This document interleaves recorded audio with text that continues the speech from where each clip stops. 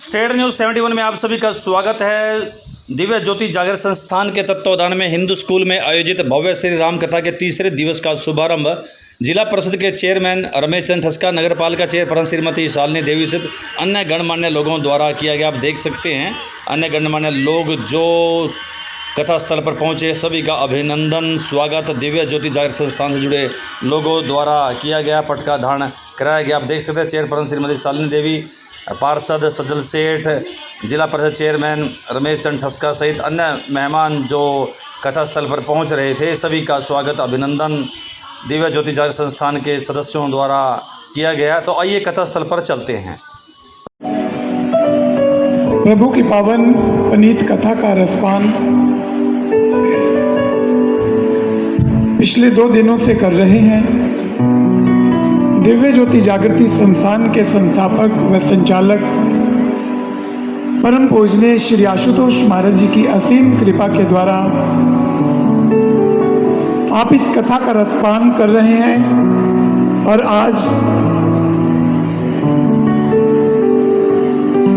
आज ये कथा तीसरे दिन में प्रवेश कर चुकी है। 2 दिन शेष है। हम ऐसे ही प्रभु की पावन कथा का रसपान अगले 2 दिनों में भी करें और अपने जीवन को सफल बनाएं।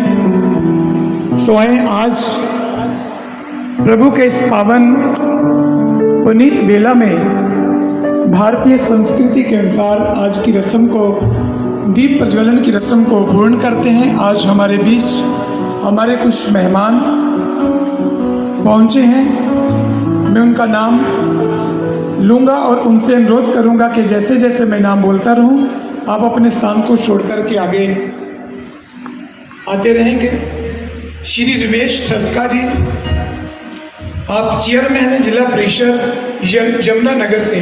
आपका दिव्य ज्योति जागृति संस्थान की ओर से धन्यवाद है। श्रीमती शालिनी शर्मा जी, चेयरपर्सन नगर पालिका सढौरा से, आपका भी वेलकम है। सुरक्षा गुप्ता जी, एमसी सौरभ गुप्ता जी, उनके सपुत्र सुरक्षा गुप्ता जी के सपुत्र सौरभ गुप्ता जी पहुंचे, उनको भी अनुरोध है। चमनलाल सैनी जी, जयसिंह सैनी जी, हरजेश दीवान जी, भारत विकास परिषद, उनसे भी अनुरोध है। और डॉक्टर रजत जी, बसंती हॉस्पिटल बिलासपुर से, वो विशेष चल कर के जाऊँ जब ये रज किसी को स्पर्श कर जाती है। इसलिए प्रभु, वो तो शिला थी, वो जब ऋषि पत्नी बन सकती है, तो अगर आपकी ये चरण रज मेरी नौका को स्पर्श हो गई तो मेरी नौका भी एक स्त्री का रूप ले लेगी। और प्रभु, आपकी इस चरण रज में तो मानुष करनी है, मानुष करनी। और जरा सोचिए, जब कठोर शिला वे ऋषि पत्नी बन सकती है तो मेरी ये नौका क्यों नहीं बन सकती। और अगर कहीं ये मेरी नौका एक स्त्री का रूप ले लिया इसने, तो तब मैं आपको बताए देता हूँ प्रभु, मेरे पास तो कोई और रोजगार भी नहीं है। मुझे तो इस कार्य के बिना कोई और कार्य करना भी नहीं आता। फिर तो प्रभु मैं और मेरा परिवार तो भूखा ही मर जाएंगे। इसलिए ना प्रभु, और उस चरण रज को स्वयं पीऊंगा और उसके पान करने के पश्चात जब मैं देखूंगा कि कुछ भी ठीक, कुछ भी ऐसा नहीं है, उसके पश्चात ही मैं आपको अपनी नौका में बिठाऊंगा। और फिर आप निर्बाध गति से आगे बढ़ सकते हैं, मेरी नौका में बैठ सकते हैं। लेकिन प्रभु कोई प्रत्युत्तर नहीं देते हैं। जब प्रभु ने कोई प्रत्युत्तर नहीं दिया तो केवल तनिका वेश में आ जाता है और कहने लगे, प्रभु मुझे आपके चरणों की सौगंध है, आपकी दोहाई है, अगर आपने मुझे अपने चरणों की, मैं आपको दूसरी नौका में भी नहीं बैठने दूंगा। और आज मैं आपके चरणों को प्रक्षालित करके ही रहूंगा। जब प्रभु ने ऐसा सुना, प्रभु तो मुस्कुरा दिए, लेकिन लक्ष्मण जी थोड़ा क्रोध में आ गए। वे कहने लगे, अरे केवट, अपनी मर्यादा में रहो। क्या तुम जानते नहीं तुम किनसे बात कर रहे हो? ये अयोध्या के युवराज हैं और इनसे इतनी धृष्टता तुम्हें शोभा नहीं देती। और तुम किस प्रकार की धृष्टता दिखा रहे हो? अरे इनकी आज्ञा का पालन तो सभी करते हैं, स्वयं महादेव करते हैं, और तुम इनकी आज्ञा नहीं मान रहे। तुम नौका के द्वारा हमें इस नदी को पार नहीं करवा रहे। तो उस समय केवट निर्भीक स्वरों में कहते हैं कहने लगे, देखिए लक्ष्मण भैया, महादेव मानते हैं तो माने, हम इनकी आज्ञा नहीं मानने वाले। अरे केवट भैया, अगर आप नहीं मानेंगे तो कौन मानेगा? तो केवट ने कहा कि देखिए लक्ष्मण भैया, हम इनकी आज्ञा क्यों माने? महादेव के तो शीश से गंगा प्रवाहित होती है, वो इनकी आज्ञा मान लें, लेकिन हमारी तरफ देखिए, हमारे तो चरणों में गंगा प्रवाहित हो रही, हमारे तो पैरों में बह रही है, हम क्यों माने? हम नहीं मानने वाले। प्रभु मुस्कुरा देते हैं।